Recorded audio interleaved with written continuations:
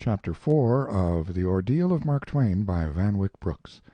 This recording is in the public domain, read by John Greenman. Chapter 4 In the Crucible.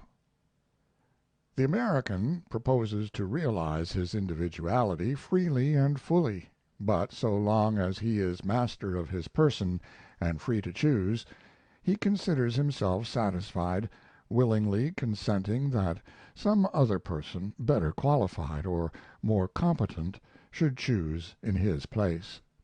From the instant when he can do what he will, he easily wills what he is asked to will. Gustav Rodriguez, The People of Action. Recollect now the mood in which Mark Twain went west to the gold fields of Nevada. The mood of a regular fellow. Was it not one that exposed him, in a peculiar sense, to the contagion of the Gilded Age? For weeks after he reached Carson City he played about in the woods, too full of the enjoyment of camp life to build the fence about a timber claim which he and a comrade had located. He was out for a good time, oblivious of everything else and with all the unconsciousness of a child. A moralist would have said that the devil had already marked him out for destruction. Recollect now, on the river, Mark Twain had impressed his confreres of the wheel. The pilots regarded him as a great reader, a student of history, travels, literature, and the sciences, a young man whom it was an education as well as an entertainment to know. Now in Nevada, says Mr. Paine, his hearers generally regarded him as an easy-going, indolent good fellow with a love of humor, with talent perhaps, but as one not likely ever to set the world afire. Does not that suggest a certain disintegration of the spirit? We infer this, in any case, from the sudden change in his personal appearance, always a sort of barometric symptom in Mark Twain's life. Lately a river sovereign and dandy, in fancy percales and patent leathers, in white duck and striped shirts, he had become the roughest of rough-clad miners, in rusty slouch hat, flannel shirts, coarse trousers, sloping half in and half out of the heavy cowskin boots. Merely imagine the natural change in dress that any gold-seeker would have made. No, he went even further than others and became a sort of paragon of disarray. An unmistakable surrender of the pride and consciousness of his individuality, and whoever doubts the significance of this may well compare the tone of his utterances as a pilot with such characteristic notes of his Nevada life as this: "If I were not naturally a lazy, idle, good-for-nothing vagabond, I could make journalism pay me $20,000 a year, but I don't suppose I shall ever be any account." The reversion to that earlier frame of mind, in short, had not made this man, who was approaching 30, a boy again. It made him behave like a boy, it made him, half the time, feel like a boy, but it revealed in him, nevertheless, the indisputable signs of a certain dereliction from some path of development his nature had commanded him to follow. The artist in him had lost its guiding line. He was broken down again, just as he had been after his father's death. His spirit had become plastic once more. He was ready, in a word, to take the stamp of his new environment. Now, whatever was true of America during the Gilded Age was doubly true of Nevada, where, as Mr. Paine says, all human beings, regardless of previous affiliations and convictions, were flung into the common fusing pot and recast into the general mold of pioneer. Life in the gold fields was, in fact, an infinite intensification of pioneering. It was a sort of furnace in which all the elements of human nature were transmuted into a single white flame, an incandescence of the passion of avarice. If we are to accept Mark Twain's description in Roughing It of the "flush times" in Virginia City, we can see that the spirit of the artist had about as good a chance of survival and development there as a butterfly in a blazing chimney. Virginia had grown to be the livest town, for its age and population, that America had ever produced. The sidewalks swarmed with people. The streets themselves were just as crowded with quartz wagons, freight teams, and other vehicles. Joy sat on every countenance, and there was a glad, almost fierce intensity in every eye that told of the money-getting schemes that were seething in every brain, and the high hope that held sway in every heart. Money was as plenty as dust. There were military companies, fire companies, brass bands, banks, hotels, theaters, hurdy-gurdy houses, wide open gambling palaces, political powwows, civic processions, street fights, murders, inquests, riots, a whiskey mill every 15 steps, a dozen breweries, and half a dozen jails and station houses in full operation, and some talk of building a church. The flush times were in magnificent flower. The great Comstock lode stretched its opulent length straight through the town from north to south, and every mine on it was in diligent process of development. This was the spirit of Mark Twain's new environment, a spirit inflexibly opposed, as we can see, to the development of individuality. Had Mark Twain been free, it might have been a matter of indifference to him. He might have gone his own way and amused himself with the astonishing spectacle of the gold fields and then taken himself off again. But Mark Twain was not free. He was, on the contrary, bound in such a way that, far from being able to stand aloof from his environment, he had to make terms with it. For what obligations had he not incurred? To become such a conventional citizen as his father would have approved of, to make money and restore the fallen fortunes of his family. That old pledge was fixed in the back of his mind, where it had been confirmed by his failure to discover and assert any independent principles of his own. Furthermore, he now had his own financial record to live up to. It was the lucrativeness and prestige of the pilot's career that had originally enabled him to adopt it, and we know what pride he had had in his great triumph, in being a somebody at last. His brother Orion had considered it a disgrace to descend to the trade of printing. They were gentlemen's sons, these Clemenses. He had had, in short, a chance to exercise and educate his creative instinct while at the same time doing what was expected of him. And now, when he had lost his guiding line, more was expected of him than ever. His salary at 23 on the river had been $250 a month, a vastly greater income certainly than his father had ever earned. At once, and of course, we are told, he had become, owing to this fact, the head of the Clemens family. His brother Orion was then 10 years older, says Mr. Paine, but he had not the gift of success. By common consent the young brother assumed permanently the position of family counselor and financier. These circumstances, I say, compelled Mark Twain to make terms with public opinion. He could not fall too far behind the financial pace his piloting life had set for him. He was bound to recover the prestige that had been his, and to shine once more as a conspicuous and important personage. He had to make good again, quickly and spectacularly. That was a duty which had also become a craving. How strongly he felt it we can see from one of his Nevada letters, in which he declares earnestly that he will never look upon his mother's face again, or his sister's, or get married, or revisit the Banner State until he is a rich man. What chance was there now for the artist in Mark Twain to find himself?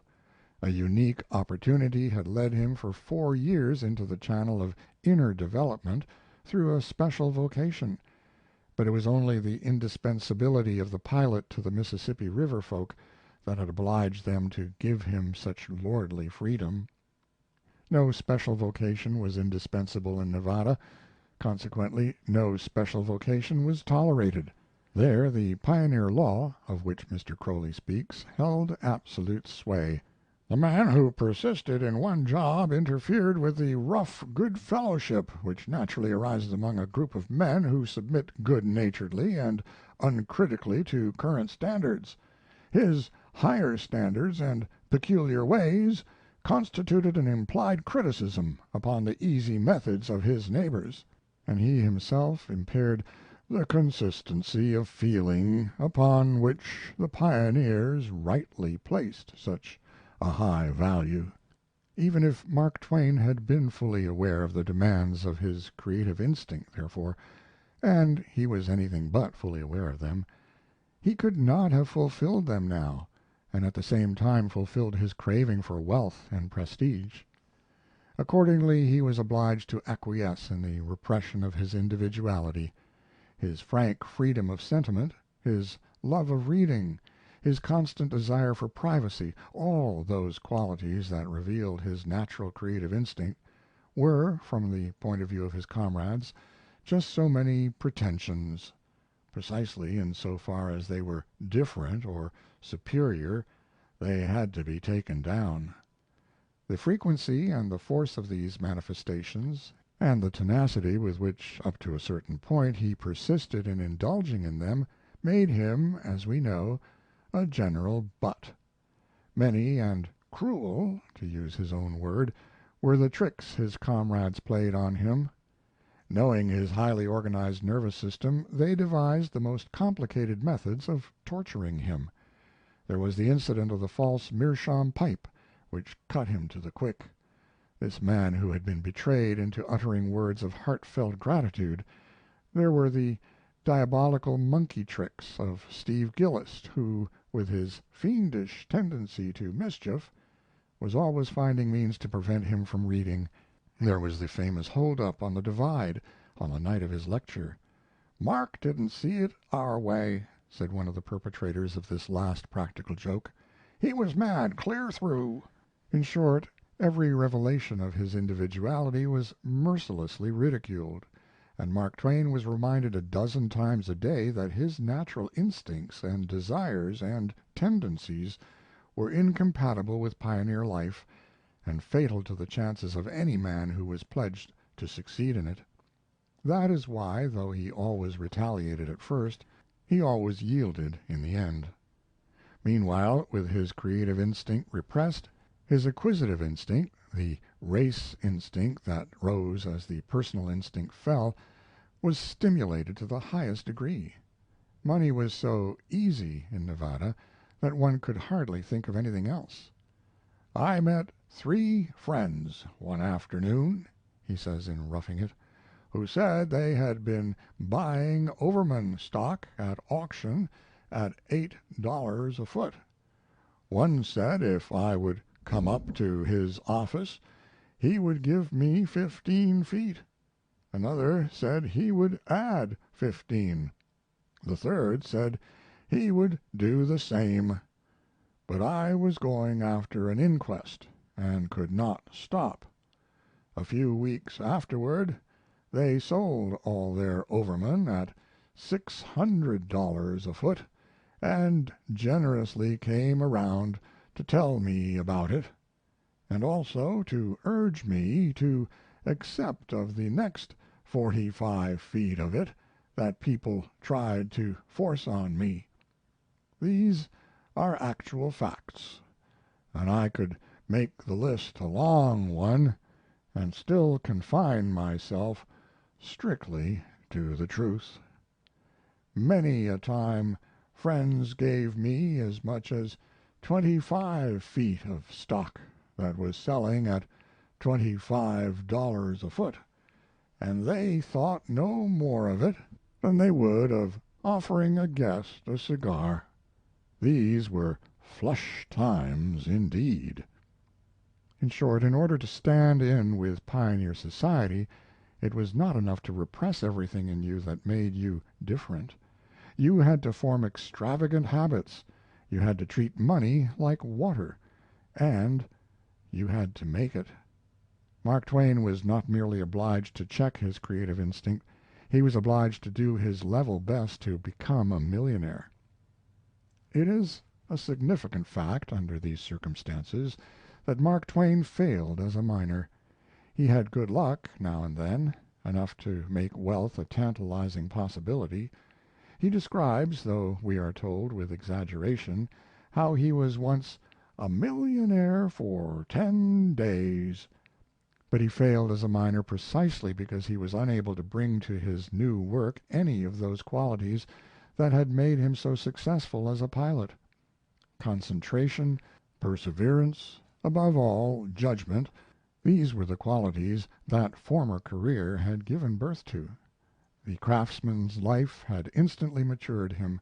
The life of sheer exploitation, in spite of his sense of duty, in spite of the incentives of his environment, in spite of the prospects of wealth and prestige it offered him, could not fuse his spirit at all.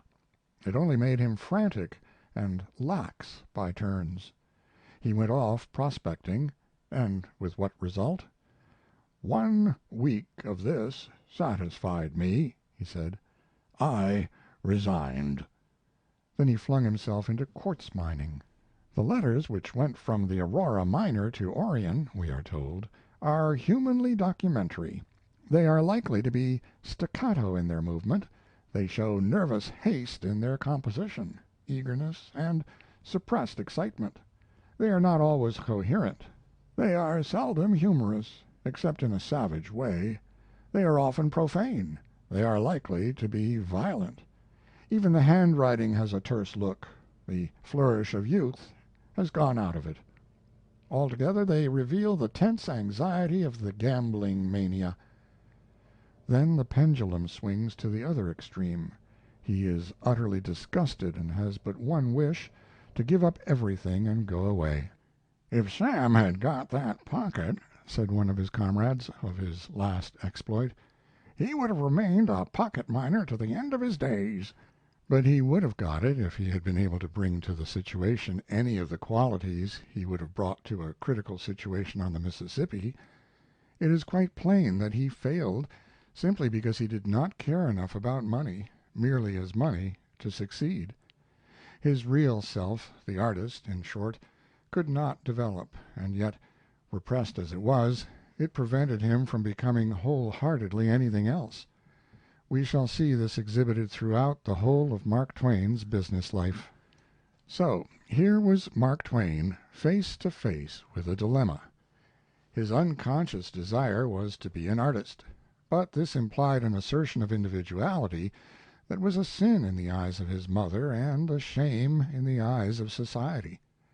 On the other hand, society and his mother wanted him to be a business man, and for this he could not summon up the necessary powers in himself. The eternal dilemma of every American writer. It was the dilemma which, as we shall see in the end, Mark Twain solved by becoming a humorist. Only a few hints of the dumb conflict that was passing in Mark Twain's soul rise to the surface of Mr. Paine's pages. We are told scarcely more than that he was extremely moody. "He was the life of the camp," one of his comrades recalled, "but sometimes there would come a reaction, and he would hardly speak for a day or two." Constantly we find him going off alone into the wilderness to find his balance and to get away entirely from humankind. There were other times when he talked little or not at all, but sat in one corner and wrote, wholly oblivious of his surroundings. Wrote letters, his companions thought, for they would hardly have left him in peace had they imagined he was writing anything else. All this time, plainly, his creative instinct was endeavoring to establish itself, with what mixed motives, however, we can see from the fact that he signed his first printed pieces with the pen name Josh. "He did not care to sign his own name," says Mr. Paine. He was a miner who was soon to be a magnate. He had no desire to be known as a camp scribbler." How much meaning there is in that sentence! All the contempt and hostility of the pioneers for literature, all Mark Twain's fear of public opinion, all the force of his own counter impulse to succeed on pioneer terms, to stand in with society, to suppress in himself a desire that was so unpopular. We can see these mixed motives in the strange, realistic bravado with which he said to a man who wanted to start a literary magazine in Virginia City, "You would succeed if any one could, but start a flower garden on the desert of Sahara, set up hoisting works on Mount Vesuvius for mining sulphur, start a literary paper in Virginia hell!" Nevertheless, there was in Virginia City a paper with some literary pretensions called the Enterprise, which was edited and written by a group of men famous all over the West for their wit and talent. It was to the Enterprise that Mark Twain had been sending his writings, and at last he was offered a position on the staff. This position he presently accepted. It is significant, however, that he did so with profound reluctance.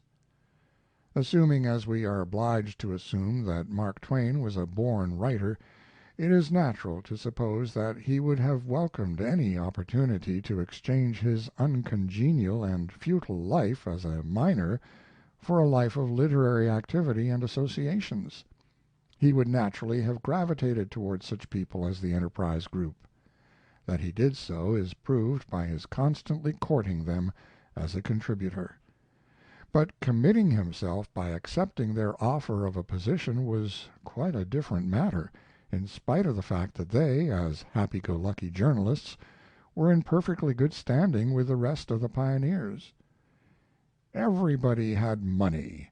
Everybody wanted to laugh and have a good time," says Mr. Paine.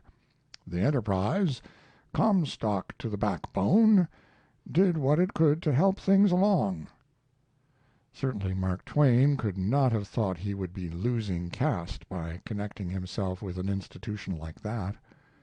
There, in short, was his chance at last, as one might suppose.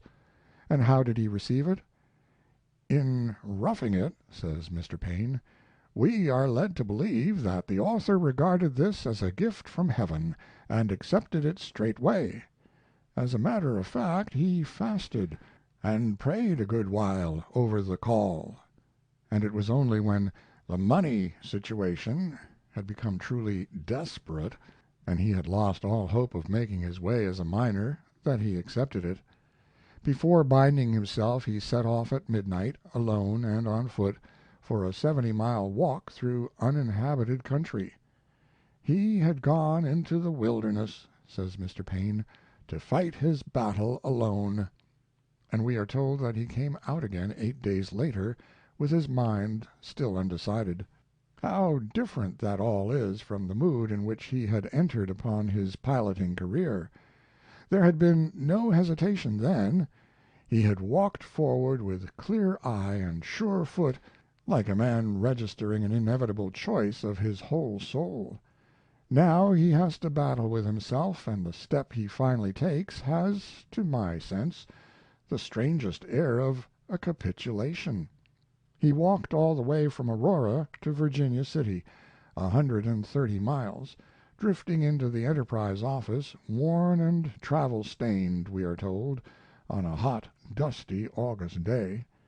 "My starboard leg seems to be unshipped," he announced at the door. "I'd like about 100 yards of line. I think I am falling to pieces." Then he added, "My name is Clemens, and I've come to write for the paper." It was, says Mr. Paine, "the master of the world's widest estate come to claim his kingdom." Am I mistaken, however, in feeling that there is something painful in that scene, something shamefaced, something that suggests not an acclamation but a surrender? Mr. Paine, indeed, perceives that in joining the staff of the Enterprise Mark Twain was in some way transgressing his own desire. He attributes this, however, to another motive than the one that seems to me dominant. Clemens, he says, displayed "no desperate eagerness to break into literature, even under those urgent conditions. It meant the surrender of all hope in the mines, the confession of another failure." No doubt Mark Twain's masculine pride revolted against that. He had more or less committed himself to mining. He was turning his back, besides, on the line of activity his mother and his companions approved of. He was relinquishing the possibility of some sudden dazzling stroke of fortune that might have brought his freedom once for all. In short, there were plenty of reasons dictated by his acquisitive instinct for making him reluctant to surrender the mining career in which he had proved himself so inept. But although his acquisitive instinct had been stimulated to excess, in his heart of hearts he was not a money maker, but an artist, and the artist in him would naturally, as I say, have acclaimed this opportunity. In order to understand his reluctance, therefore, we must consider not only the hopes he was giving up with his mining career, but the character of that opportunity also. Somehow, in this new call, the creative instinct in Mark Twain not only failed to recognize its own, but actually foresaw some element of danger. What, briefly, did the Enterprise mean for him? He had been sending in his compositions. He had been trying his hand, experimenting, we know, in different styles, and only his humor took. He had written at last a burlesque report of a Fourth of July oration which opened with the words, "I was sired by the great American eagle and fouled by a continental dam," and it was this that had won the editor's heart and prompted him to offer Clemens the position. "That," said he, "is the sort of thing we want." Mark Twain knew this. He knew that although the policy of the Enterprise was one of absolutely free speech, he would be expected to cultivate that one vein alone, and that his own craving for wealth and prestige, the obligation to make money which would become all the more pressing if he relinquished the direct acquisitive path of the mining life, would prevent him from crossing the editor's will or from cultivating any other vein than that which promised him the greatest popularity. For him, therefore, the opportunity of the Enterprise meant an obligation to become virtually a professional humorist, and this alone. Had he wished to become a humorist, we are now in a position to see, he would not have displayed such reluctance in joining the Enterprise, and the fact that he displayed this reluctance shows us that in becoming a humorist he felt that in some way he was selling rather than fulfilling his own soul. Why this was so we cannot consider at present. The time has not yet come to discuss the psychogenesis and the significance of Mark Twain's humor, but that it was so we have ample evidence. Mr. Cable tells how, to his amazement, once when he and Clemens were giving a public reading together, the latter, whom he had supposed happy and satisfied with his triumphant success, turned to him on their way back to the hotel and said with a groan, "Oh, Cable, I am demeaning myself. I am allowing myself to be a mere buffoon. It's ghastly. I can't endure it any longer." And all the next day, Mr. Cable says, he sedulously applied himself, in spite of the immense applause that had greeted him, to choosing selections for his next reading which would be justified not only as humor, but as literature and art.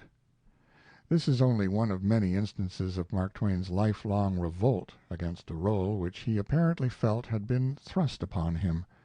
It is enough to corroborate all our intuitions regarding the reluctance with which he accepted it. But there is plenty of other evidence to corroborate these intuitions. Mr. Paine tells us that henceforth, in his letters home, "the writer rarely speaks of his work at all, and is more inclined to tell of the mining shares he has accumulated; that there is no mention of his new title, the pen name he had adopted, and its success. He knew that his severe Calvinistic mother could hardly sympathize with his scribblings, worthy or unworthy, that she was much more concerned about the money he was making. He, who had sworn never to come home again until he was a rich man, was ashamed in his mother's eyes to have adopted a career that promised him success indeed, but a success incomparable with that of the mining magnate he had set out to be. Still, that success immediately proved to be considerable, and if he had felt any essential pride in his new work he would certainly have said something about it. What we actually find him writing is this: I cannot overcome my repugnance to telling what I am doing, or what I expect to do, or propose to do. That he had no essential pride in this work, that it was not personal, that he did not think of it as a true expression of himself, but rather as a commodity, we can see from the motives with which he chose his pen name. His letters, copied and quoted all along the coast, were unsigned, says Mr. Paine. They were easily identified with one another, but not with a personality. He realized that to build a reputation it was necessary to fasten it to an individuality, a name. He gave the matter a good deal of thought. He did not consider the use of his own name. The nom de plume was the fashion of the time. He wanted something brief, crisp, definite, unforgettable. He tried over a good many combinations in his mind, but none seemed convincing, etc., etc. In short, he wanted a trademark in order to sell what he instinctively regarded as his merchandise.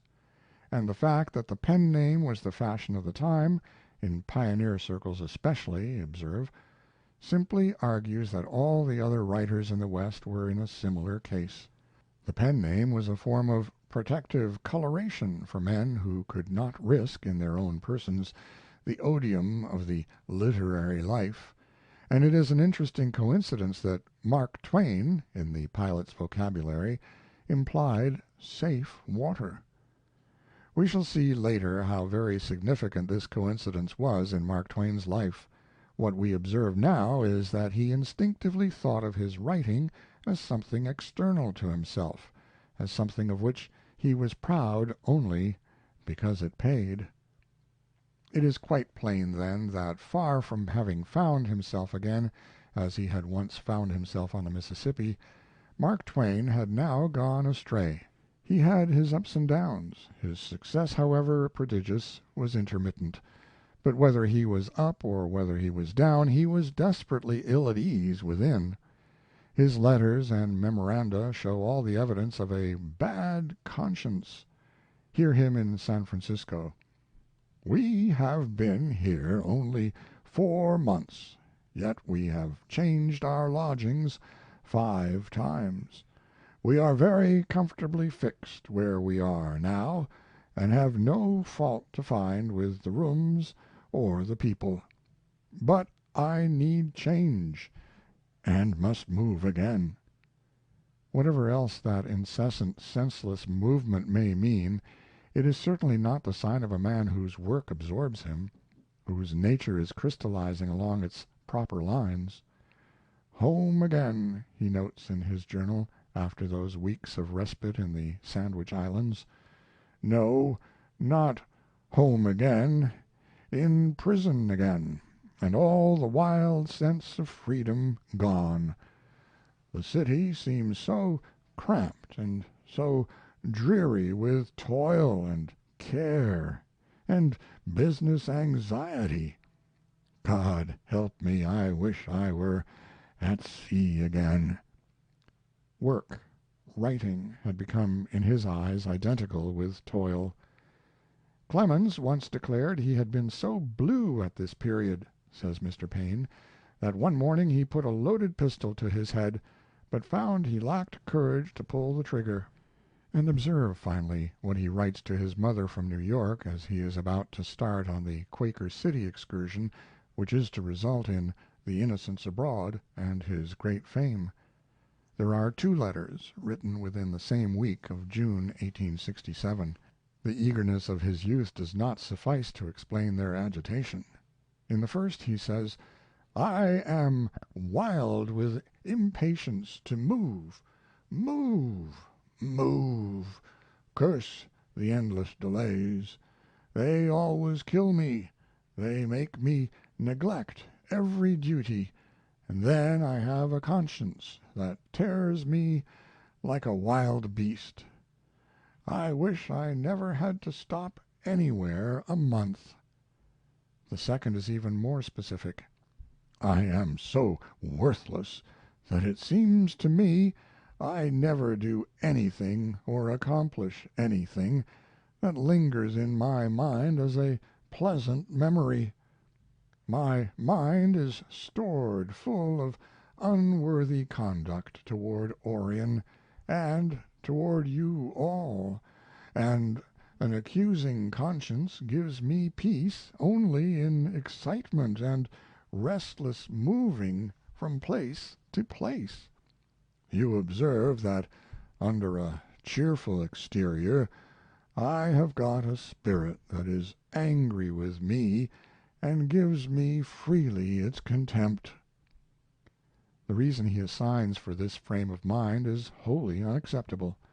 Far from being guilty of unworthy conduct toward his family, there is every evidence that he had been, as he remained, the most loyal and bountiful of sons and guardians. "Under a cheerful exterior I have got a spirit that is angry with me and gives me freely its contempt." Could he say more plainly that he has committed himself to a course of action which has, in some quite definite way, transgressed his principle of growth? One further final proof. In 1865 The Jumping Frog was published in New York, where, according to one of the California correspondents, it was "voted the best thing of the day." How did Clemens, who was still in the West, receive the news of his success? "The telegraph," says Mr. Paine, "did not carry such news in those days, and it took a good while for the echo of his victory to travel to the coast. When at last a lagging word of it did arrive, it would seem to have brought disappointment rather than exaltation to the author. Even Artemus Ward's opinion of the story had not increased Mark Twain's regard for it as literature. That it had struck the popular note meant, as he believed, failure for his more highly regarded work." In a letter written January 20th, 1866, he says these things for himself: "I do not know what to write. My life is so uneventful. I wish I was back there piloting up and down the river again. Verily, all is vanity, and little worth, save piloting. To think that, after writing many an article, a man might be excused for thinking tolerably good, those New York people should single out a villainous backwoods sketch to compliment me on. Jim Smiley and his Jumping Frog, a squib which would never have been written but to please Artemus Ward." He had thought so little of that story, indeed, that he had not even offered it to the Californian, the magazine to which he was a staff contributor.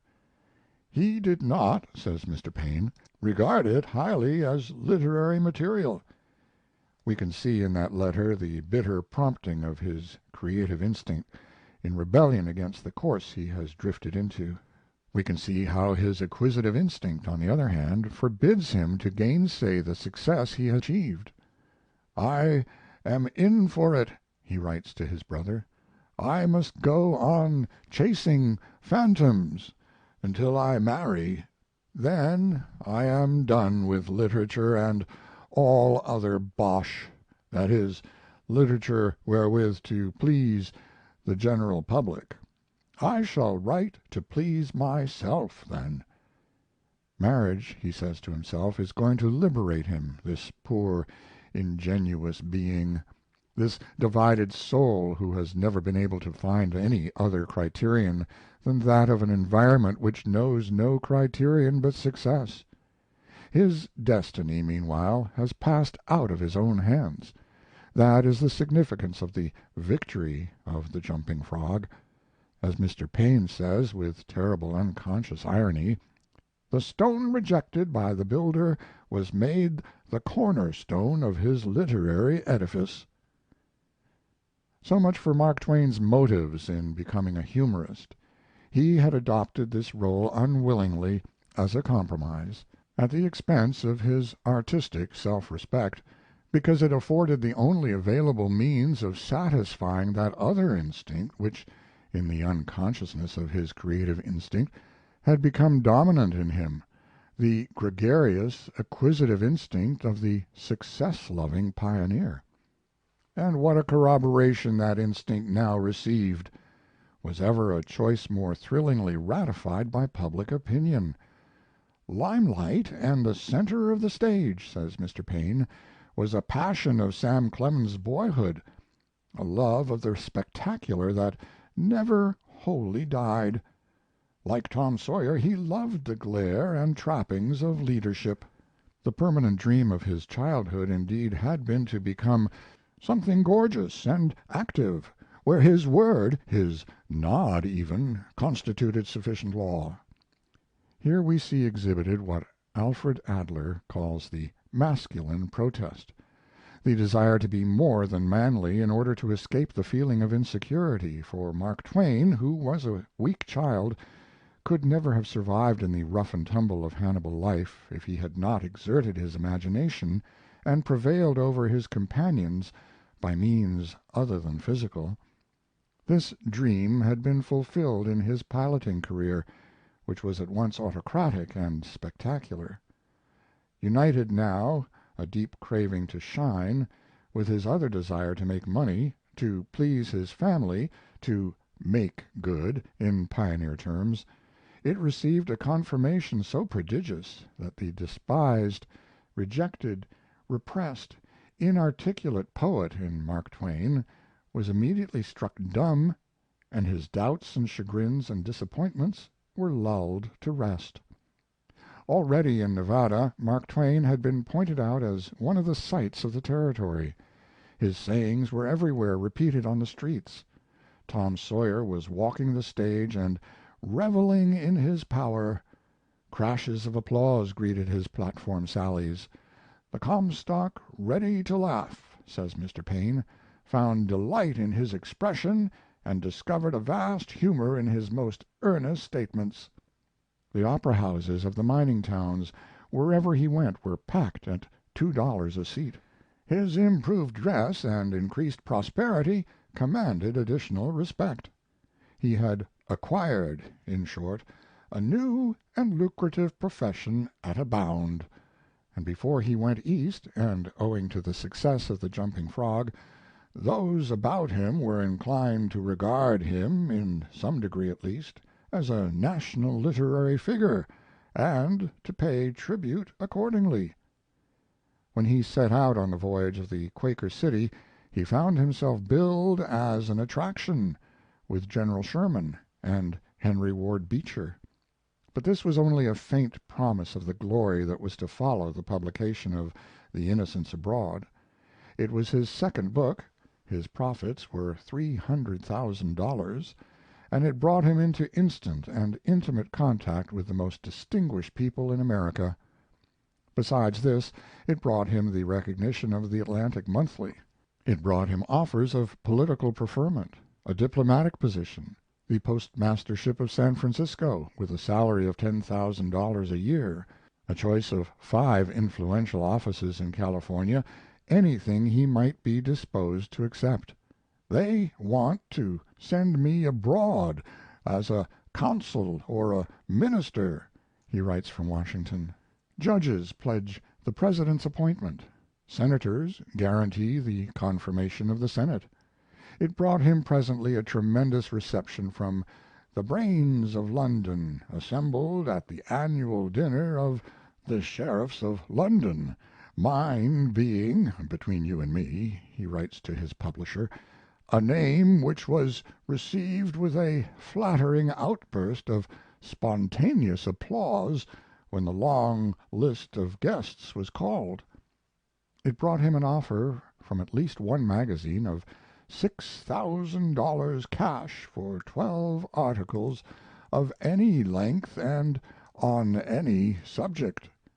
It brought him lecture engagements that paid him $1,600 in gold for a single evening, and so popular were these lectures that when one night in Pittsburgh he "played" against Fanny Kemble, the favorite actress of the period, Miss Kemble had an audience of 200 against nearly 10 times the number who gathered to hear Mark Twain. Could this divided soul, who had rebelled against the career into which he was drifting, question a verdict like that? Almost from the outset his filial conscience had been appeased. Of his first lecture tour in Nevada and California we are told that "it paid him well. He could go home now without shame." But even the promptings of his artistic conscience were now parried and laid at rest. He had grown more lenient in his opinion of the merits of the frog story itself, since it had made friends in high places, especially since James Russell Lowell had pronounced it "the finest piece of humorous writing yet produced in America." Thus, whatever doubts Mark Twain might still have harbored regarding the vital propriety of his new career were opportunely overlaid by the very persons he could not fail to respect the most. It was this last fact, without doubt, that sealed his destiny. James Russell Lowell and the brains of London, there was little criticism in their careless judgments. But how was Mark Twain to know that? He was a humorist. They accepted him as a humorist.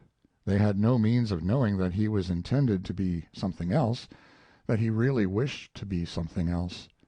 They found him funny, and he was just as funny as they found him, but to Mark Twain their praise meant more than that. It meant something like a solemn sanction of his career from the world of culture.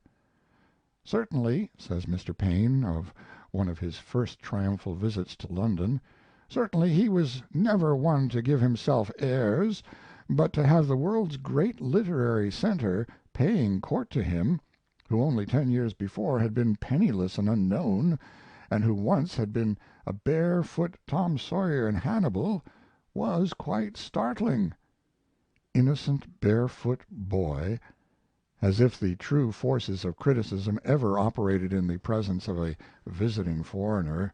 Mark Twain had not seen Englishmen applaud when Joaquin Miller, at a London dinner table, thrust half a dozen cigars into his mouth at once and exclaimed, "That's the way we do it in the States."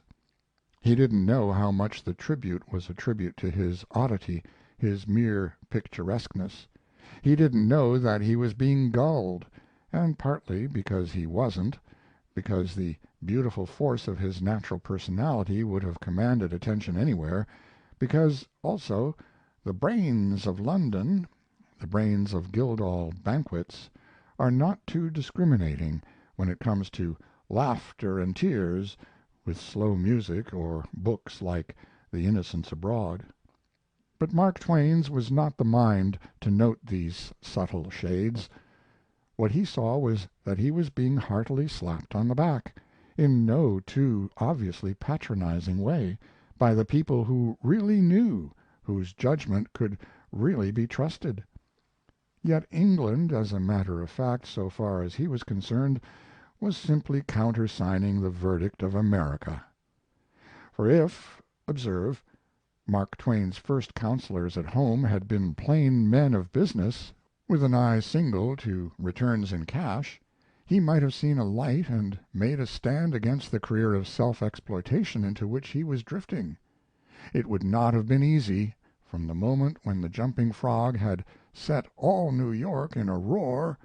Business agents and other brokers in fame and bullion had begun to swarm about this popular young man like ravenous gulls in the wake of a ship. But the counsels of some of the most famous and revered men in America played into the hands of these agents, and surrendered Mark Twain over to them. Anson Burlingame, Henry Ward Beecher, even Artemus Ward, these must have been great names to the Nevada miner of the 60s. One was a diplomat, one a clergyman, one a writer. Their national prestige was not based upon money. To Mark Twain they could not have seemed anything less than masters, in some degree, of the life of the spirit, and all their influence corroborated the choice Mark Twain had already made. It was during the "flush times" in Virginia City that he had met Artemus Ward, who, on the pinnacle of his career, was, for all that little Nevada world, the very symbol of the literary life itself. Clemens, we are told, measured himself by this man who had achieved fame, and perhaps with good reason concluded that Ward's estimate was correct, that he too could win fame and honor once he got a start. We can see what Ward's counsel had been. He had accepted Mark Twain, not as a creative spirit with possibilities of inner growth before him what could Artemus Ward have known about such things? But as an embryonic institution, so to speak, as a going concern, a man who had already capitalized himself and wanted only a few practical hints. Concretely he told him that he ought to "extend his audience eastward." Burlingame's advice was subtler, but it came to much the same thing. "You have great ability," said he. "I believe you have genius. What you need now is the refinement of association. Seek companionship among men of superior intellect and character. Refine yourself and your work. Never affiliate with inferiors. Always climb." If Dostoevsky and Dickens and Victor Hugo had been constrained to accept such advice in their youth, where should we look now for Crime and Punishment and Bleak House and Les Miserables? We cannot blame Artemus Ward and Anson Burlingame for knowing nothing about the creative life and its processes, and how can we blame the poor, ignorant, unawakened poet in Mark Twain for not withstanding the prestige of men who, more than any others he had known, had won their spurs in the field of the spirit?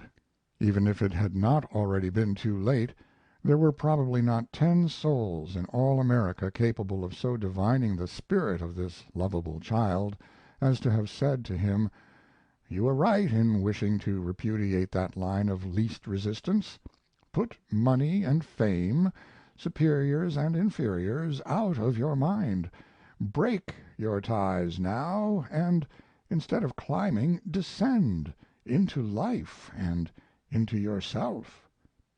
Mark Twain had followed Ward's injunction and "extended his audience eastward" by going east himself. He "never forgot," we are told, "that advice of Anson Burlingame." Indeed, he acted upon it immediately by associating himself with the choice and refined party of the Quaker City excursion, which led him to the feet of his future wife. But it led him first to the feet of Henry Ward Beecher, the most celebrated spiritual leader in all America. What bread and wine did Beecher offer to the unworldly poet in him? "Now here," said he Mark Twain reports the interview in one of his letters, "now here you are one of the talented men of the age. Nobody is going to deny that. But in matters of business I don't suppose you know more than enough to come in when it rains. I'll tell you what to do and how to do it." And thereupon this priest of the ideal sat him down and showed him how to make a contract for The Innocents Abroad, in which his percentage was a fifth more than the most opulent publishing house in the country had ever paid any author except Horace Greeley. Such were the lessons in self-help this innocent soul received from the wise men of statecraft, literature, and divinity. Thus Mark Twain was inducted into the Gilded Age, launched, in defiance of that instinct which only for a few years was to allow him inner peace, upon the vast welter of a society blind, like himself, like him committed to the pursuit of worldly success. That in becoming a humorist he had relinquished his independence as a creative spirit we can see from his general attitude toward his career. He had lapsed for good and all into a state of what is called moral infantility. We know that the role of laugh maker had, from early adolescence, come, as people say, natural to him. At 16, in Hannibal, when he told the story of Jim Wolfe and the cats, his hearers laughed immoderately, says Mr. Paine, and the story teller was proud and happy in his success. At 20, at a printer's banquet in Keokuk, where he made his first after dinner speech, his humor delighted his audience and raised him many points in the public regard. After that he found he was always the center of attention when he spoke in public. It is significant, however, that from all his triumphs he had returned faithfully to his work as a printer, just as later he had held so passionately to the guiding line of his trade as a pilot. That persistent adherence of his, in a society given over to exploitation, to a métier in which he could exercise the instinct of workmanship, of craftsmanship, is the outstanding fact of Mark Twain's adolescence. It was the earnest of the artist in him. His humor was the line of least resistance. When he adopted humor as a profession, therefore, he was falling back upon a line he had previously rejected, and this implied that he had ceased to be the master of his own destiny. In short, the artist in him having failed to take the helm, he had become a journalist, and his career was now at the mercy of circumstance. Glance forward a little. After the triumph of The Innocents Abroad, he wrote to his publisher, "I have other propositions for a book, but have doubted the propriety of interfering with good newspaper engagements, except my way as an author could be demonstrated to be plain before me." To which Mr. Paine adds specifically, "In spite of the immense success of his book, a success the like of which had scarcely been known in America, Mark Twain held himself to be, not a literary man, but a journalist. He had no plans for another book. As a newspaper owner and editor he expected with his marriage to settle down and devote the rest of his life to journalism." Hardly the frame of mind of the writer with a living sense of his vocation. And this expressed an attitude that Mark Twain never outgrew. Hear Mr. Paine again, at the time of Clemens' 50th year, when his vital powers seem to have been at their highest point. As Mark Twain, in the earlier days of his marriage, had temporarily put aside authorship to join in a newspaper venture, so now again literature had dropped into the background, had become an avocation, while financial interests prevailed. Financial interests! There were whole years during which he thought of hardly anything else. This conception of his literary career as interchangeable, so to say, with his financial career is borne out by his thoroughly journalistic attitude toward his work. Thus we find him at the outset proposing to follow up his success with a story of the Hornet disaster, with a series of articles on the Sandwich Islands, and then to take advantage of the popularity of the Hawaiian letters and deliver a lecture on the same subject. While he was writing Roughing It, he planned a book of adventures in the diamond mines of South Africa, and so impersonal was this work that he proposed that the material for it should be gathered by an agent, whom he actually dispatched. Then, says Mr. Paine, the success of Roughing It naturally made him cast about for other autobiographical material. Years later, after the failure of the Page machine, in which he had invested all his money, we find him returning to literature and counting up his assets, exactly as if his literary life were indeed a business enterprise. I confined myself to the boy life out on the Mississippi," he writes, "because that had a particular charm for me, and not because I was not familiar with other phases of life." And then he enumerates all the various roles he has played, concluding that as the most valuable capital or culture or education usable in the building of novels is personal experience, I ought to be well equipped for that trade. It does not concern him that under all these different costumes of the miner, the prospector, the reporter, the publisher, he has been the same man, that he has really experienced not life, but only modes of living. The costumes are all different, and each one is good for a new performance. It is not the artist, but the salesman that speaks here, the salesman with an infallible finger for the public pulse.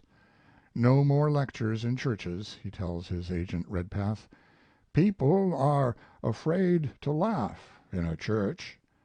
And again to his publishing manager regarding Pudd'nhead Wilson, "There was nothing new in that story, The American Claimant, but the fingerprints in this one is virgin ground, absolutely fresh, and mighty curious and interesting to everybody." Mark Twain, who prophesied a sale of 300,000 sets of General Grant's memoirs and then proceeded to sell almost exactly that number, knew very well what the public wanted. That had become his chief study. Habitually, in connection with what he was planning to do, he used the word possibilities, the possibilities of this, the possibilities of that, in the commercial, not in the artistic sense.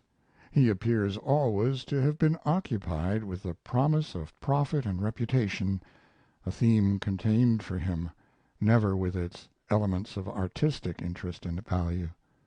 That authorship was to him, in fact, not an art, but a trade, and only the chief trade of a series that he had followed, in true pioneer fashion. That he thought of it not as a means of free individual expression, but as something naturally conditioned by the laws of supply and demand, all the evidence of his life goes to show. I have quoted his eulogy of the old Mississippi pilot and his description of the writer, by contrast, as a manacled servant of the public. "We write frankly and fearlessly," he adds naively, "but then we modify before we print." One might imagine that such a thing as an artist had never existed. Am I anticipating? Go back now, go back to 1867, to the moment of Mark Twain's Cooper Union lecture, when he finds himself, in the hands of his agent Fuller, advertised to "play against Speaker Colfax at Irving Hall, Ristori, and also the double troupe of Japanese jugglers."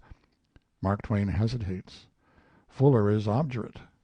"What we want this time," he says, "is reputation, anyway. Money is secondary." So he floods the house with complimentary tickets to the school teachers of the city. "Mark," he says, after the lecture is over, "Mark, it's all right. The fortune didn't come, but it will. The fame has arrived. With this lecture and your book just out you are going to be the most talked of man in the country." It was true. But in that moment, that typical moment, in that reluctance, in that acquiescence, in that corroboration, Mark Twain's die had been cast. Who is this apparition we see hobnobbing with generals and senators and other humbugs? The Mark Twain who is going to walk the boards of the Gilded Age. In the hour of his triumph he writes to his mother, "You observe that under a cheerful exterior I have got a spirit that is angry with me and gives me freely its contempt." It is a formidable spirit, that alter ego within him. He is going to hear its bitter promptings later on. Now, however, his triumph drowns its voice. His private, personal, and domestic interests have wholly supplanted the dim and wavering sense of his vocation. "Clemens was chiefly concerned over two things," says Mr. Paine. "He wished to make money, and he wished to secure a government appointment for Orion." Mark Twain often spoke of the rigidity of determinism, of the inexorable sequence of cause and effect. As Mr. Paine says, with an emphasis of his own, he had but to review his own life for justification of his belief. From this point on his career was a steady process of what is called adaptation to environment. He had abdicated that spiritual independence without which the creative life is impossible. He was to lose himself now, to quote Whitman's phrase, in countless masses of adjustments. End of Chapter 4, In the Crucible, read by John Greenman.